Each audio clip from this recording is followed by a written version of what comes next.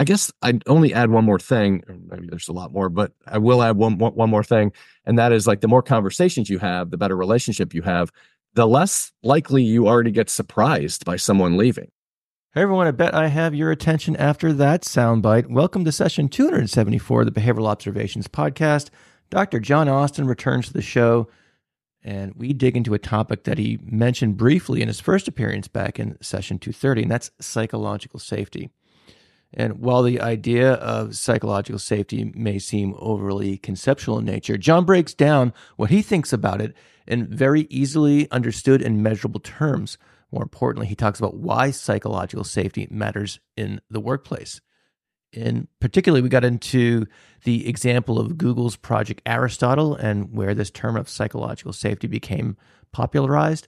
We talked about ways to measure psychological safety, setting the occasion for employees for saying what's on their minds, creating conditions where feedback is accepted and even desired. We talk about how employees might find meaning in their work, the concept of behavioral integrity, and as you heard in that little clip, we talk about leaders being surprised when employees quit unexpectedly and perhaps some ways to guard against that. And more generally, we talk about employee retention. We also get into some particulars about developing connections, fostering relationships with coworkers and employees. And then certainly, John gives us a really, whets our appetite for his upcoming talk at the Stone Soup Conference, which I recommend you check out. And if you do check out the Stone Soup Conference, use the code podcast24 at checkout to save on your registration. And the links for that conference will be in the show notes of this episode. And we close out the show talking about pivotal leadership behaviors, and we dangle out some important topics that John has agreed to come back and discuss in more detail. The one of them being how to have difficult conversations, which, boy, I think it's something everyone can benefit from. If you like John's content, you're in luck because he's, like I said, he's agreed to come back, but he's also given everyone a free audio copy of his book. And again, just go to the show notes of this episode and you can get a free audio version of Results, the science-based approach to better productivity, profitability, and safety. More generally, the show notes will be your friend for this episode. So go over to behavioralobservations.com, and I have done my best to run down all the references and links that John mentioned throughout this podcast. So if you want to learn more about Google's Project Aristotle or the Fearless Organization or other references of things that came up, go over there. And then when you're at the website, sign up for the email list. That way you get the show notes. They just get delivered right to your inbox. So it's really easy. And you don't have to go to behavioralobservations.com unless, of course, you want to get some CEUs. And then you can go to behavioralobservations.com/get CEUs.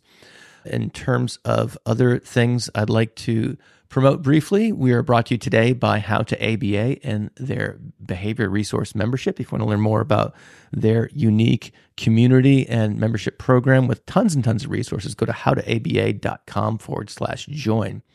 I already mentioned the Stone Soup Conference, so we'll move on to hricolorado.com. That's right. If you're looking for jobs in the area of behavior analysis, nobody knows the job market better than Barb Voss, and she's been recruiting for over 30 years and has been recruiting in behavior analysis in particular for well over a decade. So she knows, she's got her finger on the pulse of the field. And so if you are looking for a job, or if you're an employer looking to staff up, go to hricolorado.com and schedule a confidential chat with Barb right away. And last but not least, we're brought to you by the University of Cincinnati Online. They designed a Master's of Education in Behavior Analysis program that is 100% online and asynchronous. So if you want to learn more about that, go to online.uc.edu and click the Request Info button. All right, that's it for opening remarks. So without any further delay, please enjoy this fun conversation with Dr. John Austin.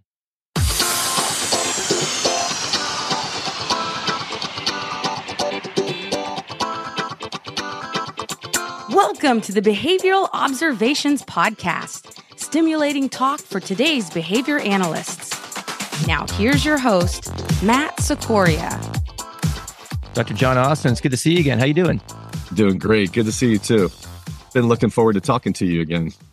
Indeed. Your last appearance on the podcast was a very popular episode, and it's always great to have guests back because we can kind of get right into the content. As much as I like learning about people's backstories, that's always a fun part of this work. There's something nice about kind of getting right into the interview itself. So let's do just that. You sent me some articles to read, and you sent me some excerpts from your book, and we can talk about the book as well. But I guess the first question I want to ask you is, you referenced a Project Aristotle in chapter 8 of your book. And so I'm curious, I thought that was a very interesting contribution to the book. And so I was wondering if you can give the audience a kind of a rundown of what Project Aristotle was, why thanks. Happy to. Let me give a little context first. So Sure. The book is Results, the science-based approach to better productivity, profitability, and safety. And I'm gonna offer it to your viewers for free for an audio version of it. We'll put that in the link in the notes, hopefully. And then so in the book, I talk about really the most of the book is focused on a 5-step process to change any behavior, really. It's just a behavior change. It's an ABA book, really, but it's a behavior change process that's like aimed at leaders. It's written at the 10th grade level. It's not super academic-y or science-y or theoretical or anything, but it's a process that I've used to coach over 10,000 improvement projects in organizations over like the last 30, 35 years. Right. So like it really works. But what I've learned is that, being kind of a scholar of the OBM literature helps get you part of the way. But what we don't learn, I think, or discuss in the OBM literature very well, or ABA for that matter, is how to do those, how to deliver those 5 steps. So like we talk about delivering feedback, and we talk about the observable behaviors that you would engage in, but there's so much context around it. There's a relationship. There's whether the person trusts you or even likes you. And all, these are factors, right? Like, what is your reporting relationship to the person if you're in an organization? Like there are lots and lots of factors. And literature reviews can get at them some. Nicole Gravina did a really good one, a comprehensive review of feedback recently in the past couple of years, and published it in JOBM. If you want to check that out, it's a really good comprehensive review, but still it doesn't tell you why people, like, how do you set the occasion for it in the first place? Right. So I think of this as kind of a setting event kind of situation, or a context, or is the environment ready for it? And so that's why I put it kind of at the end of the book. It's like, how do you prepare the soil, as it were, for growth? And so this Project Aristotle came up in that context. So this was a project that was done by Google in 2012, I think, or maybe it was the report was published around that time. I don't really know how many years it took, but I think it took a significant chunk of time, because they hired a bunch of psychologists and statisticians to look at what were the differentiators between their best teams and their worst teams throughout the entire business. And the story goes that, they identified things like years of experience or performance level or type of expertise, and like how diverse the team is in terms of like their abilities and all kinds of things like that. And they would find what they thought was a pattern, and then they would run it on the larger group, and then the pattern disappeared. So like they were just kind of chasing these little bits and pieces of things that made sense, but they didn't lead to any statistically significant kind of like outcome, right? Or predictor. And so they kind of scrapped it, and they came back and started looking at what the teams were doing. And they started to notice that the teams, they thought they saw a pattern, that the teams that had people that spoke up more often and shared more ideas did better. And so that set them onto this concept of psychological safety, because like, what are the conditions under which you would do that? Well, I mean, you have to have a team or an environment where you feel like you can say what's on your mind, even if it's not quite right, or you haven't thought it through all the way, or I don't know, maybe it's a little bit out there. You can say what's on your mind without fear of punishment or even threat, really. So so Project Aristotle was where they discovered that the primary differentiator between their teams, their best teams and their worst teams, was psychological safety. That was the top factor that differentiated their teams. But there were like 4 other ones that I didn't mention. Can I tell you what those were too? Yes. You want to hit this one first? Yeah. Well, I just want to. So I know we talked a little bit about psychological safety in our previous episode. And if people want to check that out, I'll link that in the show notes as well. This will be an episode where the show notes will be your friend, because we'll have a lot of links there for folks, as well as the link that you've generously supplied for the audiobook. Having said that, so let's just go through what is psychological safety. Is that a term that they coined as part of this project, or did they just is that something that the psychologists that they work with brought to the party, if you will? So let's talk about, like, did they use that term? And then, of course, as behavior analysts, what the heck does that mean? And so let's define that. And then we can get into the other 4 or so variables. Yeah, sure. Yeah, they did use that term. They did not coin that term, though. It is used in, there's a write-up on this that a guy named Charles Duhigg did, who is, if any of our listeners that are readers would recognize him as like an expert in habits. So he published a bunch of books on habit building. He's not a behavior analyst, but it's very behavioral stuff. So Charles Duhigg wrote this paper in an article in the New Yorker and used the term psychological safety, but they didn't coin it. There's a whole history behind it. And I think that I'm a little bit unclear on it, to be honest. I think that it was coined in the 50s. Okay. But it wasn't widely used as a term. Like, the concept was talked about and discussed. But the person who made it popular, or brought it back, I should say, and really kind of started a whole academic study around it, is Dr. Amy Edmondson at Harvard Business School. Mm-hmm. And she wrote a book called The Fearless Organization, which is kind of like the probably top resource, most comprehensive resource on the topic of psychological safety. But it's, I don't know, hundreds of pages. Like, it could be used as a weapon. Like, it's a big one. Okay. So I would recommend, if you wanted to check into this, 10 minutes. So, like, go do that and listen to what she talks about. So she defines psychological safety as the shared belief that the team is safe for interpersonal risk-taking, a situation where members feel accepted and respected. So she looks at that, she defines it as kind of a social environment where you feel like you can take a risk, and the risk implied there is like saying what's on your mind. So that is not super behavioral, right? I mean, it's got a lot of kind of internal processes going on there, covert behavior that we can't observe. So I have been kind of, I don't have a formal definition, but the way that I've been treating this, and I think I'd love to hash this out with you a little bit more. Yeah.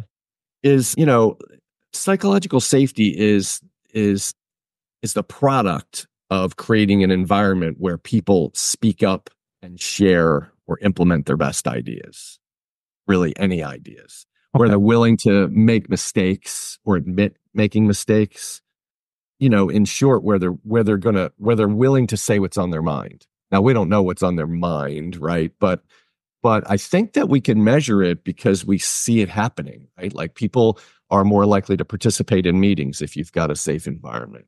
People are more likely to offer corrective feedback if you've got a safe environment, a psychologically safe environment.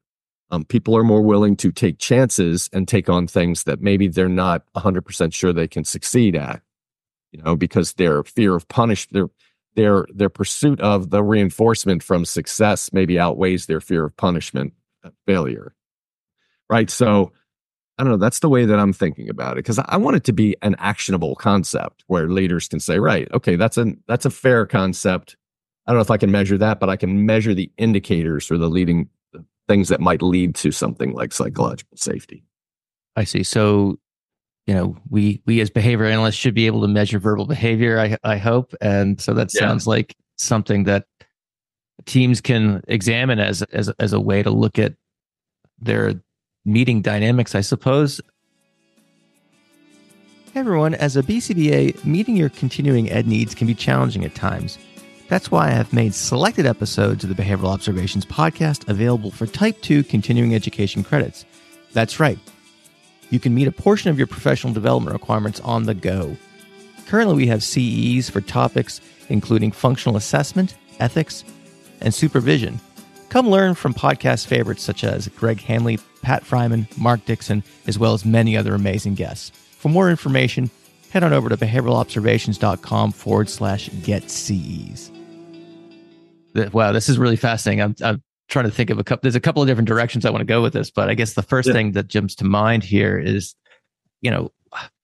when you're consulting with a group, and if you're and I know we did kind of cover some of this stuff earlier, but I obviously this seems like the type of content that can't be repeated too frequently. So if you're working with an organization and you're observing them in meetings, or you've done some sort of assessment, and maybe we can talk about how that works, and you realize that it's that people aren't forthcoming with their ideas and questions and things like that. How do you intervene in those settings? In other words, what are the ways in which you can make people feel safe, especially if the prevailing culture is one that's not safe to do that? Where do you start? Yeah, I mean, that's a great question. I think I'd like to even take a step back or upstream. Sure. From that, like, how do you even discover that you might have an unsafe environment? Yeah. And how I often discover it happens, meetings is just a convenient example, but it happens all over the place, right? So like, I'll be, as an outsider, I'll talk to an individual and say like, how's work going? And I find and we start having a conversation, and I'm asking really open-ended questions. And the conversation almost invariably leads to their boss or some other frustration. But let's just say it's their direct supervisor, right? Well, he does this, he does that, she does this, she does that, or whatever. And, my next question is usually like, well, so what happened when you told them that? Like, how'd they react? And then there's a big long silence, and they're like, oh, well, I haven't told them that. Are you crazy? I could get fired. I've got a mortgage, man. And yet they want it to be different, right? And so there's this feeling of like, I'm evoking all kinds of non-behavioral concepts, my apologies, but like there's a feeling of learned helplessness for a lot of people at work, where they feel like they have to do the thing that they don't agree with or believe in. And it's either just suck it up and do it, or speak up and get fired. And there's like 100 miles of middle ground in there, So that's how it usually comes out for me. And so the next step, another way might be we run a survey and we get all this feedback anonymously that no one has talked about really, or things that maybe aren't a surprise, but it's never been directly delivered, right? And so that to me indicates it's a safety issue. Like, why wouldn't you talk about it? If it was 100% safe, you would have had those conversations already. So you see the gap. And then the next question is like, what do you do about it? And it's obviously very situation specific, but I share what I typically do is try to teach leaders the concept, and then as much behavior analysis as I can around the antecedent control and consequence control, and just kind of like how reinforcement drives behavior, how punishment drives behavior, how negative reinforcement drives a different kind of behavior, and then help them put that together, and they come up with ideas for getting people to be safe, feel safer, and to offer more feedback. So like one of them that we use all the time is anonymous polling, and not just like SurveyMonkey, which is good and cool and fine, but live anonymous polling. So, if you're running a meeting, I always go back to meetings because everybody spends so much time in meetings, but like, it's just a simple example. It doesn't have to be a meeting, but like, let's say you're running a meeting and you have a PowerPoint. There are tools, lots of them available, where you can just build in a polling question, and it's anonymous to the responses for the respondees, and you get honest feedback. And you've got to spend a little time convincing them that it really is anonymous, and you really don't care or want to know who says what, but you just want the truth. Got to make that explicit, and you get honesty. And when I teach like a 3-month leadership course, we run hundreds and hundreds of these questions. And we also have the participants write their own questions. So that's another level of safety that you can kind of unlock, where, what if I said, Matt, I'm going to put your question up there if you write it, but I won't tell anybody who wrote it. And then the whole group that you're in, you'll also respond and they'll respond. So you can ask like anything you want that you're curious about your teammates, like views on. I mean, we could do a whole thing on anonymous polling. I think that it's a super powerful tool in building safety. But when I've had groups that I've facilitated, I like facilitating. That's one of my favorite things because I feel like I'm good at getting people to say what's on their mind. And that's why I'm interested in this topic, because it's not, you have to actually work at it, right? But I might have anonymous polls. I'll have everybody gets, sticky notes and a pen, and they can write down notes and hand them to me privately. I'll have a QR code where they can do it on their phone and do it. I'll have like 5 or 10 different ways that they can anonymously give me information. And I mean, and it works, and then they're like, I'm tired of this. Let me just say it, because they experience no consequence. There's only reinforcement in delivering it. They feel like they've gotten something off their chest maybe, or, it's heard. And then I can say it to the group and we can have a discussion and nobody knows who brought it up, So I'll stop. But I mean, I think those are some of the things. Hi, I'm Shayna Gaunt. And I'm Sierra Carpel. And together we created How to ABA. Are you an ABA professional looking to elevate your practice, connect with like-minded experts, and access top-notch resources? Do you love your work but struggle with feeling overwhelmed, under pressure, and in need of real support? We get it, and we've been there too. As fellow BCBAs, we know how overwhelming it can be to take care of ourselves and the families we support. Introducing the Behavior Resource Membership, your ultimate resource for everything ABA. We created a behavior resource as a way to unite and support fellow ABA professionals so that you can feel confident in the work you love. The Behavior Resource Membership will save you time. While most of your clients need individualized programming, you can still benefit from a template that gives you a great place to start. We offer you support with exclusive access to online community to collaborate with other ABA professionals. Members can also join the monthly live group mentorship sessions and upkeep your continuing education units or your CEUs, gain qualifying certificates for ACE, IBAO, and QABA upon completing some of our 60+ on-demand recorded CEUs.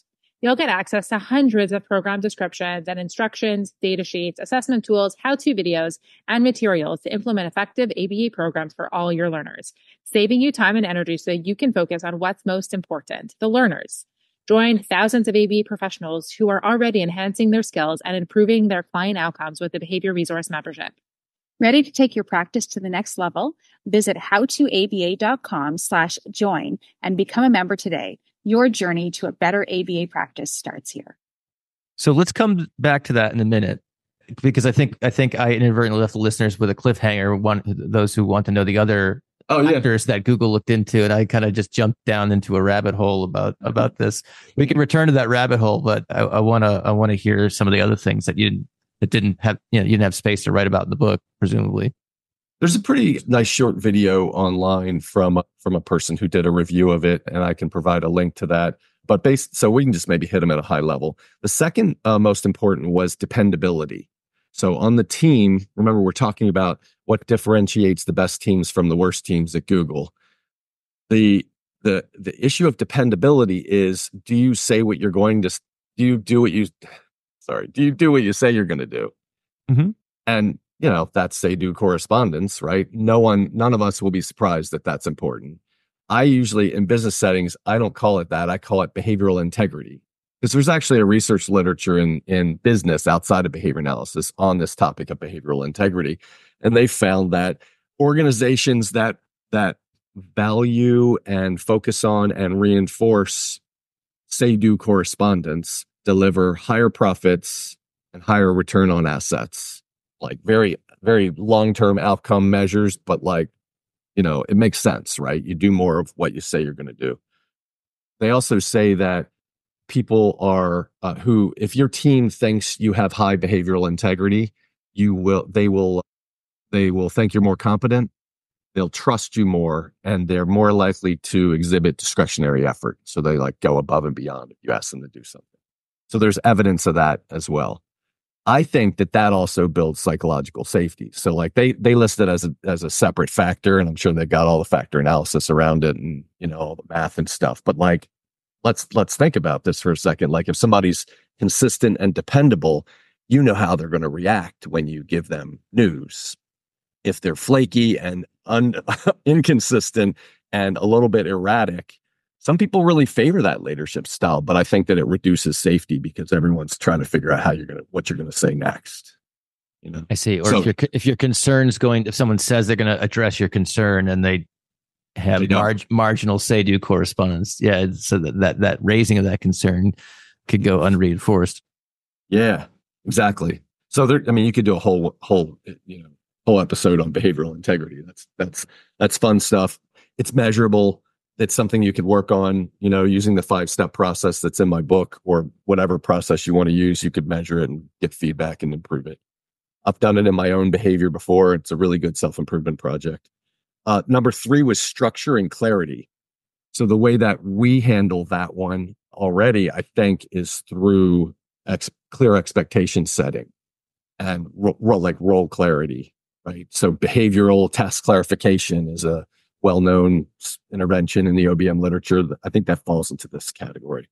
But also structure means it's more like how the team is structured. I'm going to take a pause for just a sec. Sure. Got a huge lawnmower right outside my window. Right. So structure and clarity. Number 4 is meaning. So that's a really labely term. But I do think that structure and clarity play into psychological safety too, because you know what you're supposed to be doing. You know what other people are supposed to be doing. That's that reducing uncertainty makes you more safe. Meaning also makes you more safe. I think it has an impact on it, but in the sense that we're talking about what is your purpose? So, what is your personal reason for doing the job? That's how they talk about that. The way I address that with leaders is less about, it's partly about purpose, but it's more about the activity that might drive purpose or help people discover purpose. And that is the leadership activity is having better conversations with your teams. So if we were to take a step back, if you have excellent conversations with your teams full of open-ended questions, you can help them discover or craft their narrative around what is their purpose, And so if somebody hadn't really thought about that before, it could be just paying the bills, and that's okay. But it could also be I have some satisfaction at the end of the day because I've made these objects or I've helped this child, and that's really important to me, in my own values. And I think that starts to play into the way we talk about behavior and act. So that's number 4. And then number 5 was impact. So what impact does the work of the team have? So we do this, I think, in ABA when we deal with, autism and that sort of thing, disabilities. There's a focus on meaning and on impact. It's pretty easy to get that focus, right? But in a lot of organizations, you don't really see the work of the impact of your team. So I work for a metals manufacturer, and they make a bunch of metal, and then it goes and it leaves, and it's just, you know what I mean? They really don't always know where it's going. Turns out they found out that a lot of it goes into electric vehicles, EVs, and data centers and AI now and stuff like that. And it's that gives it a different meaning of the impact of their work. Hey everyone, balancing work, personal life, and school can be challenging. And that's why the University of Cincinnati created a fully online Masters of Education in Behavior Analysis program. This asynchronous program is designed to accommodate your schedule with support from student success coordinators every step of the way. In just 5 semesters, you can graduate and be prepared for the BCBA exam. The University of Cincinnati's program is FAFSA eligible and offers tuition discounts to their unique business partnership program. If this sounds good to you, visit online.uc.edu/behavior-analysis-med to learn more, or you can simply go to the show notes for this episode to find a convenient link. I have some friends in the manufacturing field, and so it is interesting where these things, these products that they're producing ship, and it's interesting to add that perspective of what the end use goal would be, or the end use would be more generally, and how that might how that might align with one's personal values. So I have one friend of mine who manages a contract manufacturing facility for medical products, and they manufacture these things on contract, so it's not like they're making their own stuff, but a company develops a product, hands it to them, and says, make 1,000 of these. Yeah, but these are products that help people with various types of medical issues and things like that, like catheters and all sorts of very, very important things that you kind of take for granted when you're in the healthcare setting, and you just you need these items and they need to be there.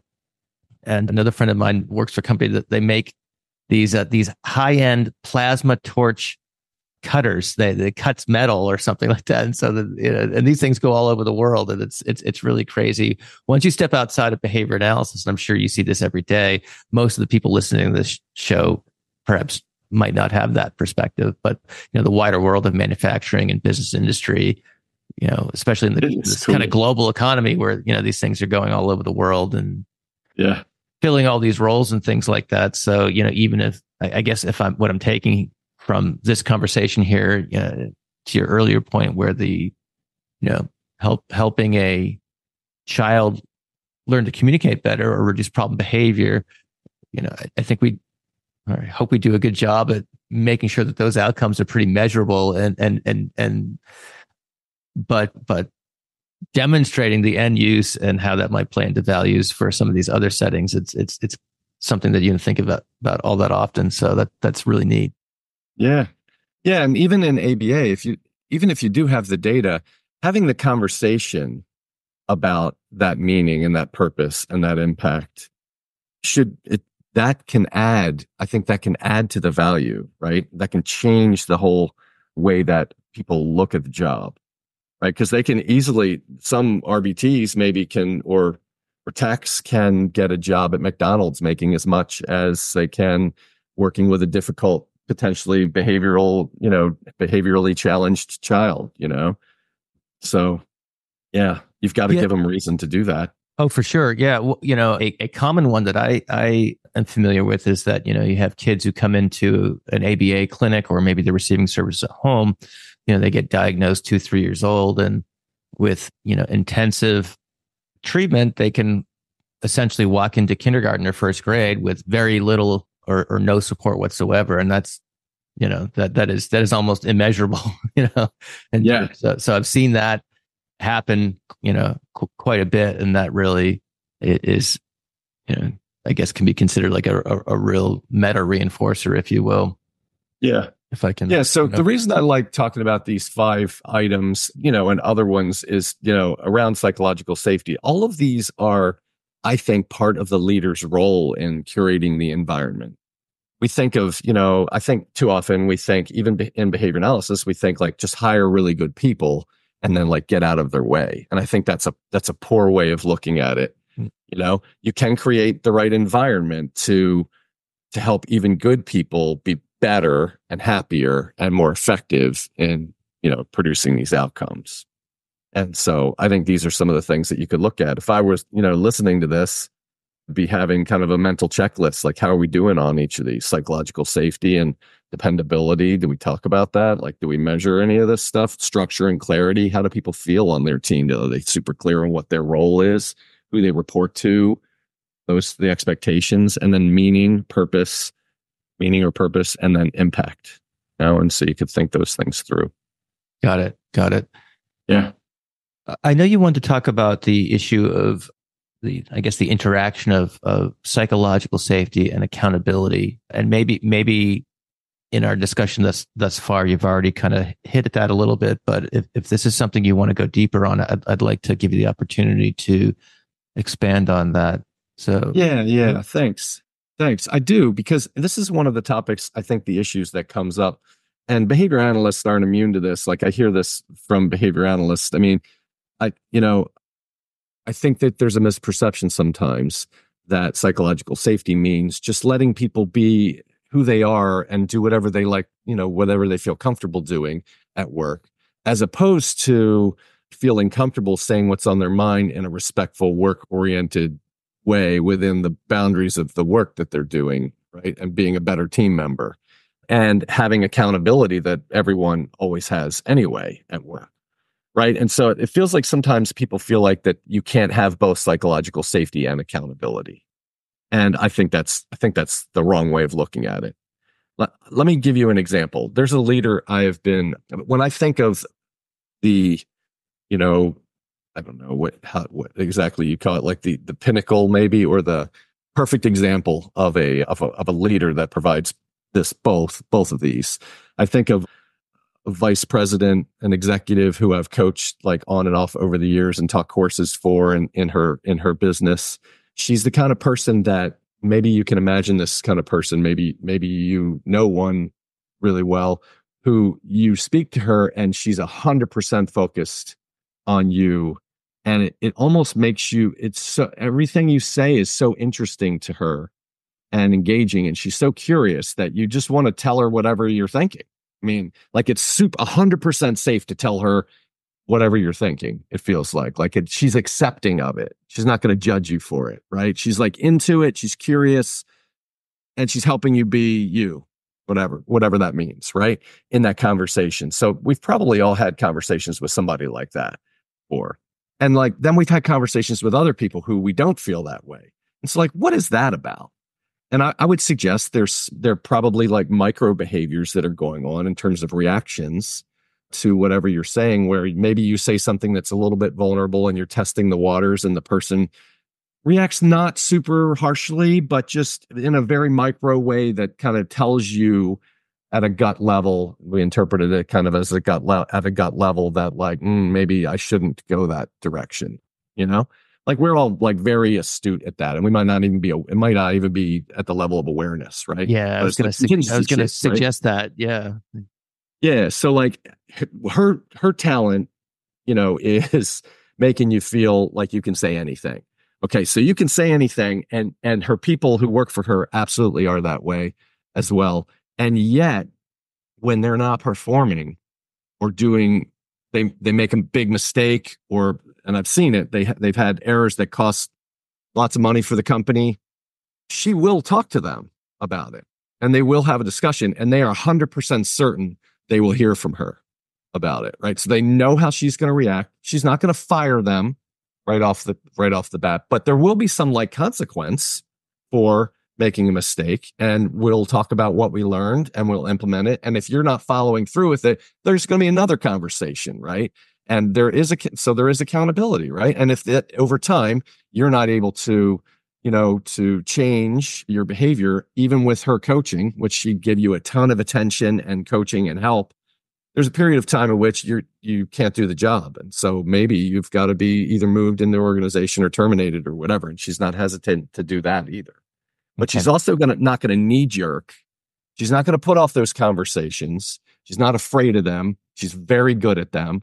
She'll call me if she's going to have a big conversation and get advice, and we'll just walk through it, and she'll have a plan going into that big conversation. She knows it's going to be difficult. She knows that other person might be emotional. She's super prepared. She's not too busy to deal with all that. So I can go on and on, but like maybe I'm painting the caricature a little bit. Yeah, like, I'm into this. Keep going. Yeah. But that's the kind of leader we want to be, right? I mean, so think about how you have both safety and you have accountability. And like, I would work for her in a minute. Like anybody who met her would also want to work for her. Like she's inspiring. She's highly effective. She does what she says she's going to do. If she doesn't, she apologizes. Like she's humble. You know what I mean? Like I'm not making this up. This is a real person. So you see how all these things kind of work together, I think, and they interact to make it more safe. So I would suggest like, it's almost the opposite. It's not that there's a conflict between psychological safety and accountability. I'd say you can't have psychological safety without accountability. And I think we need to study this more in behavior analysis. Like nobody's studying this that I know of. Are you looking for a new job, but you're overwhelmed with all the emails that you're getting from various ABA agencies? What if there was someone who was in your corner and could help you find the perfect job placement? Well, that person exists. Barbara Voss has been working as a recruiter for over 30 years, and her company, HRIC, specializes in placing BCBAs in permanent full-time positions throughout the United States. Barbara has been placing BCBAs since 2011, so she knows our business, and she offers personalized service to any BCBA looking for a new position. She also helps companies looking to hire BCBAs too.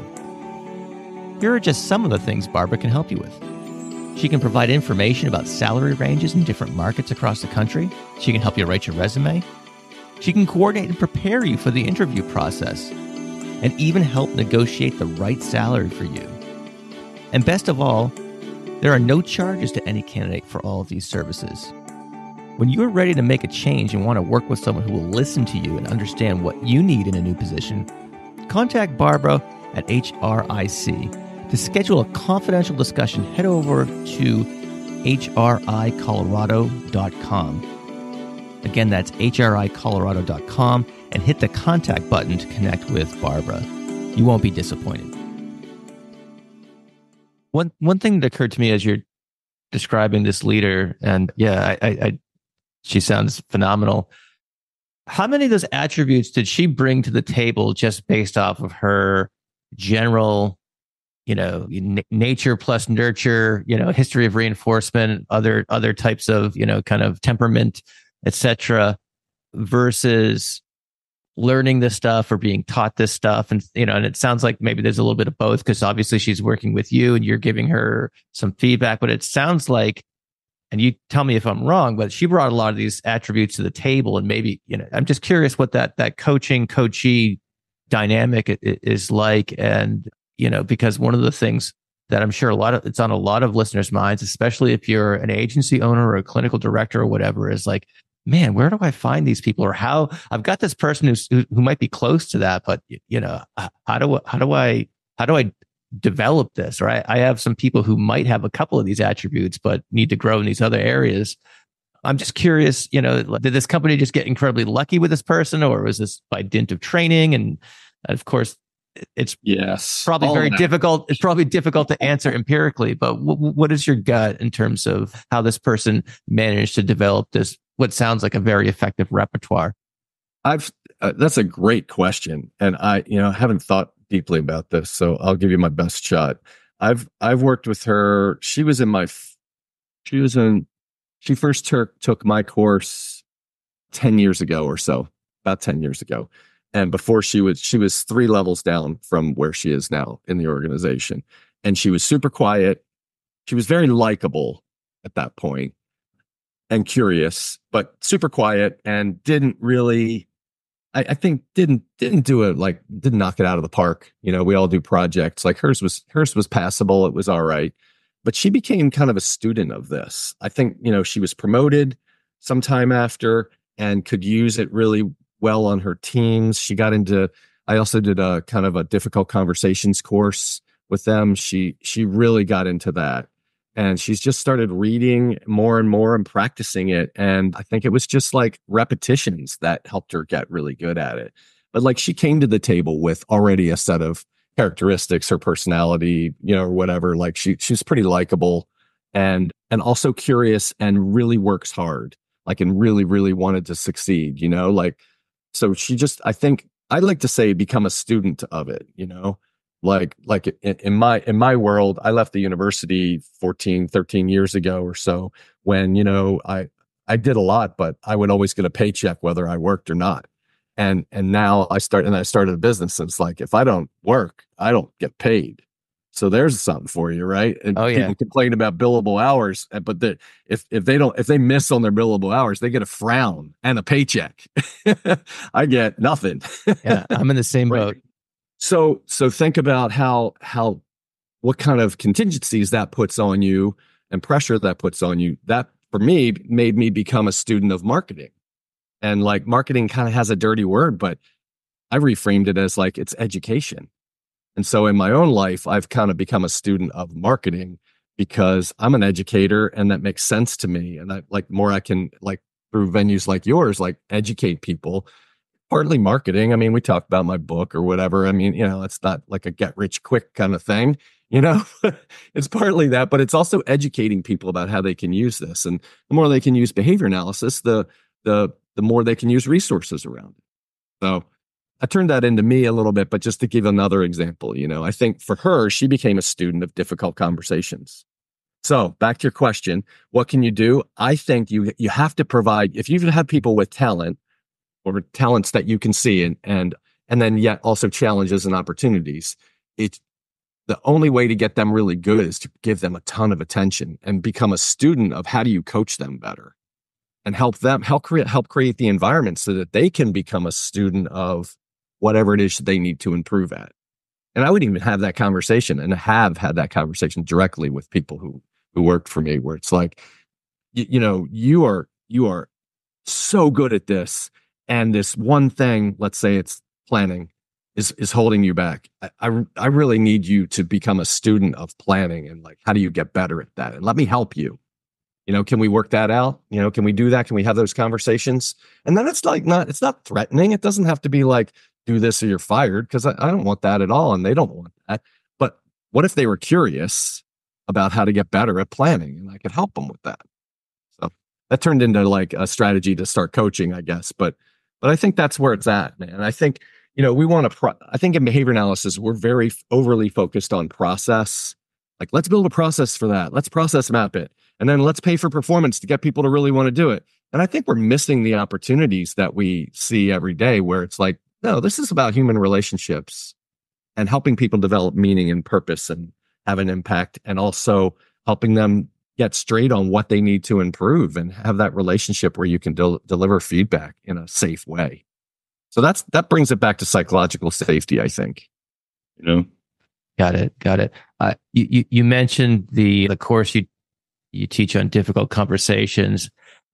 I don't want to put you on the spot, but I'd love to do a podcast about that, because I am going to guess that there's going to be plenty of supervisors and leaders, agency owners, clinical directors who are like, I need to learn more about having difficult conversations, because I just, talking to my friends who are in those positions, and they are confronted with these challenges all the time. So maybe we could have you back to dig into that a little deeper, or maybe do an audience Q&A or something like that. Because I can just imagine there's so many people listening to us right now struggling with that. And I think that would be a real service to the audience. But yeah, let's do it. All right. That would be great. Can I offer to just take it a step further? Yeah, I did a survey among some of the largest ABA companies and leaders a couple of years ago when I was going to do a keynote at Bulk, and like in preparation for that.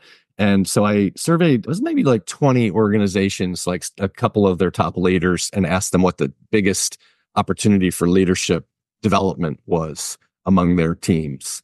And the top one by far was time management. Okay. So that was the top one. The second one was difficult conversations.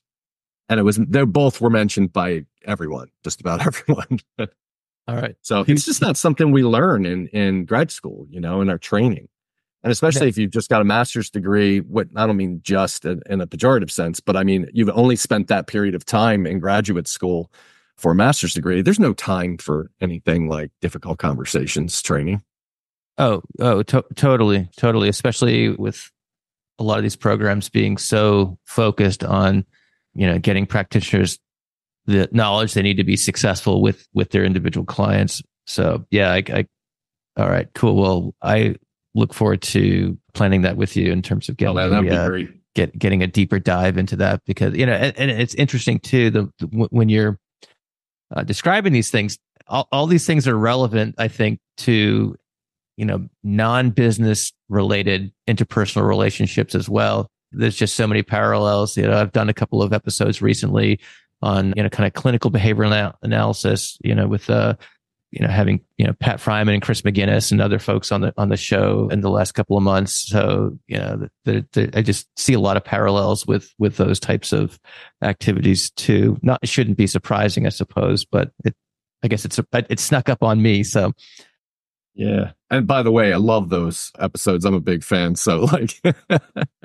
you do such a good job with those. And I agree. Yeah, it relates. But it also relates to psychological safety. So just to, in case I didn't make this point clear, like imagine working for somebody who hates to give corrective feedback.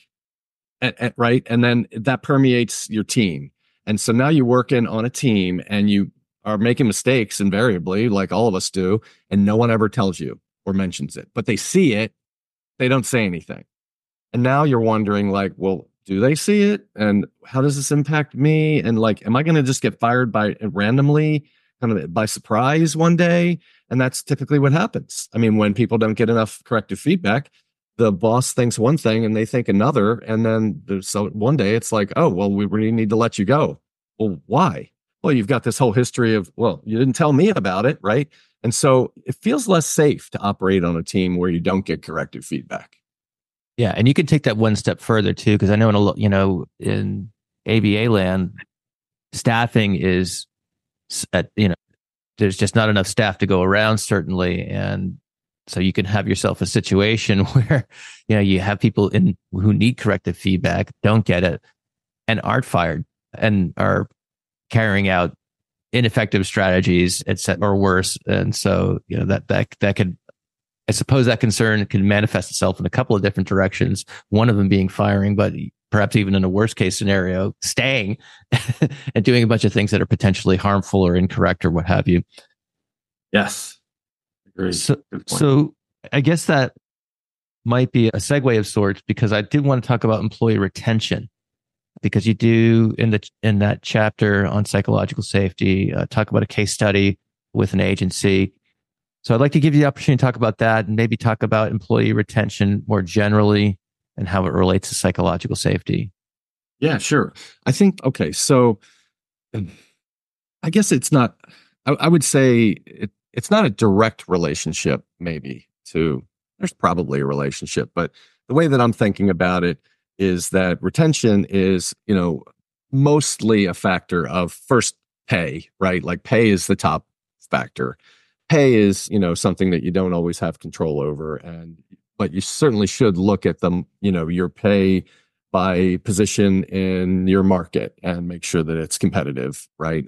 And there are ways to do those analyses that are like beyond the scope of this discussion, right? But like the second most common reason for leaving is your manager, your supervisor, your direct supervisor, and your relationship or lack of relationship there.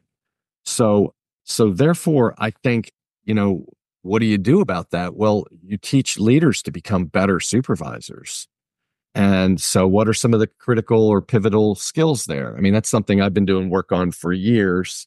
And actually, Linda LeBlanc and I are doing a talk we've done a couple of times in different ways, and it always evolves on pivotal leadership behaviors. We're doing that at the AKBA Leadership Conference coming up. And so, man, there's so many. But I think in this context, it's having effective conversations with your team.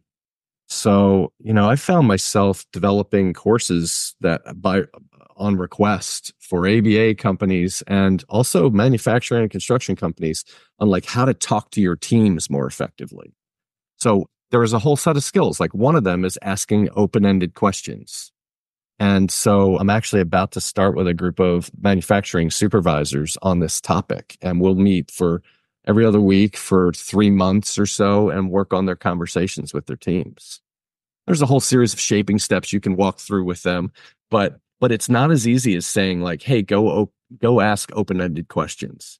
And you could BST the skills and all that, and you're still not going to get it because it needs to be, you may not always get it, I should say. I mean, you probably get some bump, but it needs to be genuine. It needs to be like an actual conversation, curious conversation. So, there are various shaping steps. Like I've had leaders do projects around like, hey, I'm going to learn the name of everybody on my team. Well, yeah, that's definitely table stakes, right? But if you don't know that already, you should work on that. And then using their name. And then the next step is learning one personal detail that they're willing to share about their life. And what questions could you ask to learn more about who they are and what they care about, what their likes and dislikes are. And then, by the way, I mean, the link's pretty clear to, your ability to provide reinforcers for them too, once you learn that. Right. And also you've developed the relationships. So any praise or reinforcement you try to deliver is more effective now. So you see how it kind of builds on itself. Right.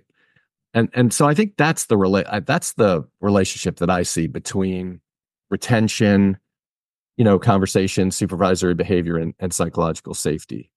I guess I'd only add one more thing. Maybe there's a lot more, but I will add one more thing.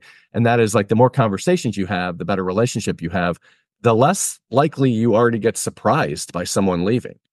So if you find you're constantly surprised by people leaving your organization, that's a red flag, in my opinion. Like, why didn't their supervisor know? Why didn't they tell their supervisor? That suggests there's a big or some gap in that relationship. It's not 100%, maybe, people keep it to themselves sometimes when they get more pay or whatever. But like, I'd expect people to be talking about that. Wow. That's very interesting for sure. And I've had friends of mine who own agencies just say, "Oh my gosh, my best staff just left."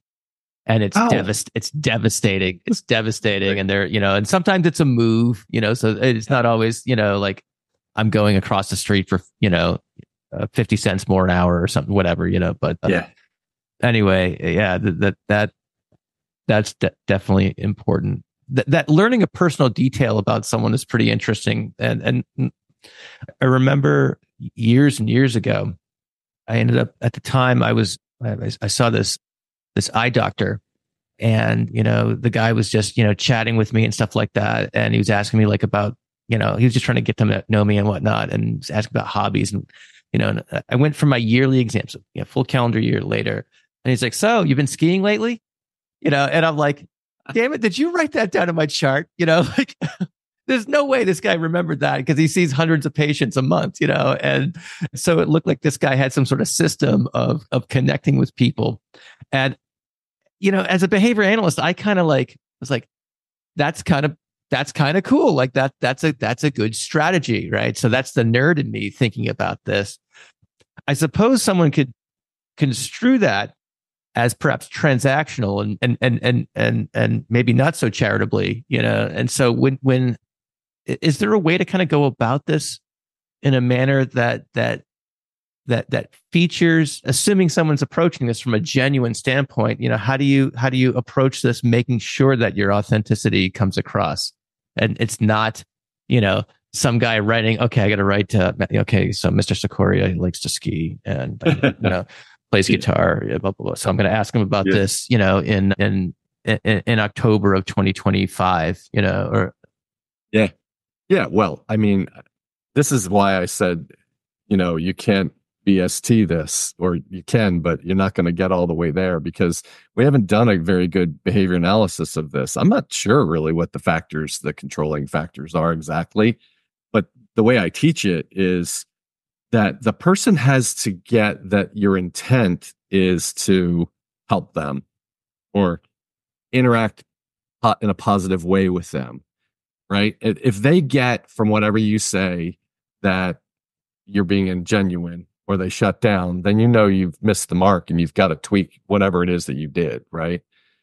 So like, I'll share this. Like, you did this with me very effectively when we started today, Matt. Like you said, like, hey, it's like bass playing or something like that. Remembering that I was a bass player, right? And I was like, oh wow, that was good, and it wasn't ingenuine at all, because it led to an interesting discussion where we both laughed and kind of shared ideas, right? So I think that there's some elements of it, like where we have a similar or a shared interest. I mean, that's what I try to do. I try to find a shared interest so that it's really easy to be genuinely interested. Even if we don't have a shared interest, if I have actual respect for what the person does. So like, I work with mechanics a lot, and I have zero mechanical ability.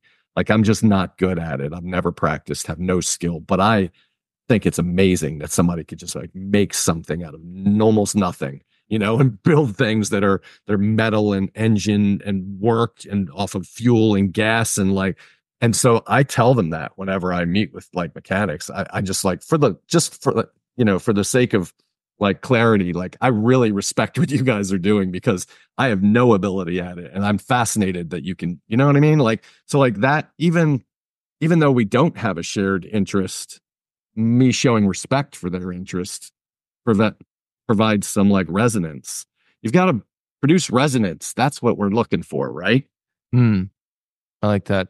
So non-behavioral. Sorry. Yeah, no. I mean, well, it sounds like there's some, self-deprecation might go a long way in terms of. For me, it does. If that's natural for you.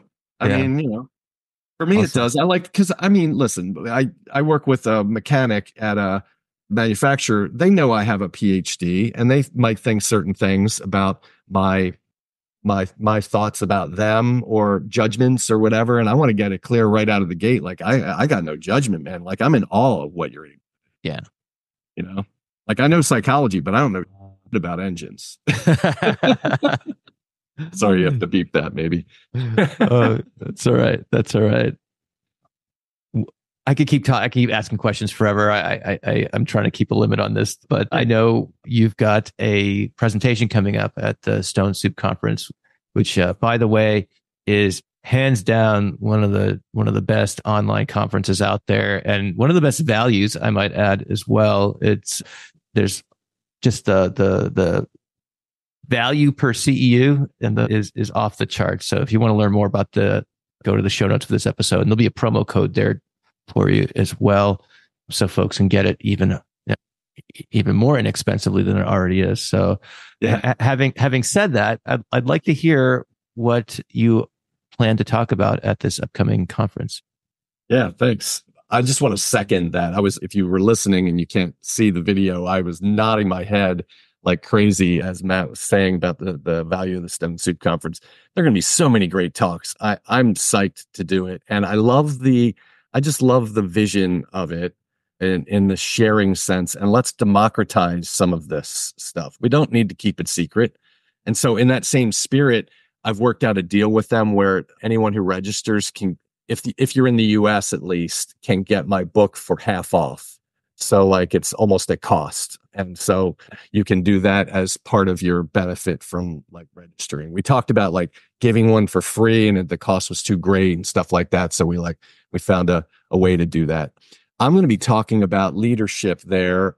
I think that a couple of the people who arranged that conference had sat through a workshop of mine at maybe a recent conference. And at Babbitt, I did a workshop on this model of leadership that I've been working on. And it's probably going to be my next book. Like I kind of have it outlined, but it appears a little bit in my current book. And it's me thinking about over the last 20 or 30 years, all the leaders that I've worked with, and what opportunities have they found in their own like self-reflection, and like, what do they wanted coaching on? Like how could we help them be better?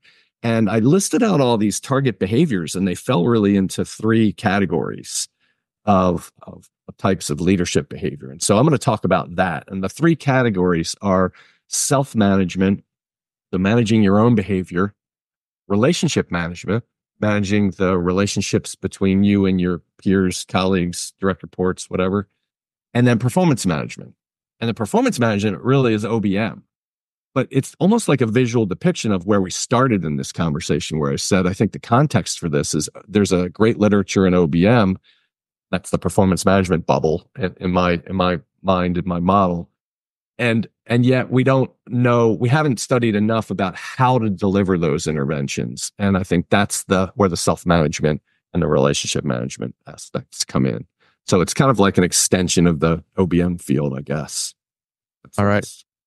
That's very generous of you, not just to offer the audiobooks, but also the deal for folks signing up for the conference.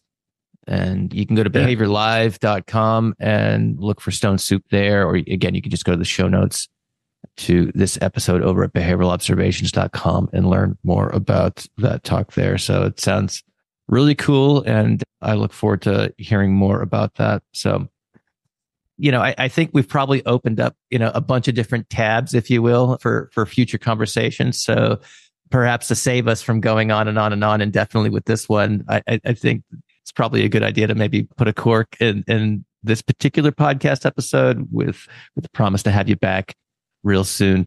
So in the meantime, John, I guess if there's anything else that you'd want to say about psychological safety that we haven't gotten to, I want to give you that opportunity. But more generally, if people want to learn more about you, your work, if there's an agency out there that says, man, I need more of this, and they want to, read some of your blog posts or get on your email list or even work with you directly, how can people do that? They can go to drjohnaustin.com and you can sign up for all those things there, and you can get in touch with me as well. I do have a weekly blog post that I send out if you sign up to my email list. And it's more like, like a 3-minute read that's written at the 10th grade or 8th grade level, and it's like meant to be just like a thought provoker reflection piece, So not big, long stuff, but I send them out every Friday and get lots of positive comments from people on those. So, if you check it out, you have any comments, let me know. If you do download my book, the greatest gift I could have, not that I need anything in return, but if you wanted to give something back, would be to go to Amazon and leave a review under the book with that. And the number of reviews is growing, and it really helps to have those. So I want to thank you, Matt, for having me. It's so fun to talk to you. And thank you also. You hooked me up with the Stone Soup people. And so I appreciate that as well, that opportunity. It's my pleasure. They do great work there, and the proceeds go to helping kids in their care, and so there's a lot to like. It's a great talks, great cause, great value. So that's the way I kind of think of it, and happy to do that. So, John Austin, another fun conversation in the books, and look forward to talking to you again down the road. All right, thanks. Hey everyone, if you're a longtime listener, I very rarely do these type of postscript commentaries, and I just want to thank John again for coming on the show and literally giving away his book. So I hope you go to the show notes of this episode and go grab yourself a free audio copy. I also want to say thanks to the sponsors for making the podcast happen. I don't say this often enough, but just visiting the sponsors' websites, maybe following them on social media or sending them a quick email saying, hey, thanks for supporting Behavioral Observations. That goes a long way. And then last but not least, John is dead serious about coming back on and maybe doing a Q&A or some sort of deep dive on difficult conversations. If you are interested in having him on and you have some questions, go to behavioralobservations.com, go to the contact form, and shoot me an email with some ideas or some challenges and things like that. We'll start thinking about this and get something on the calendar, hopefully in the next couple of weeks. This has been an awesome episode. Really appreciate John's time. And again, thank you for you, the listeners. And if you enjoy this episode, perhaps the biggest thing I could ask for as far as, giving back, if you will, is just to share it with friends and colleagues. Either share it in your workplace, share it with random people on the street, share it on social media. All those things are, of course, socially acceptable. Thanks so much for listening. We'll see you in the next episode. Thank you for listening to the Behavioral Observations podcast with Matt Sikoria. You can find Matt's notes on this episode at www.behavioralobservations.com. We also invite you to stay connected with us on Facebook at facebook.com/behavioral observations and on Twitter at Behavior Podcast.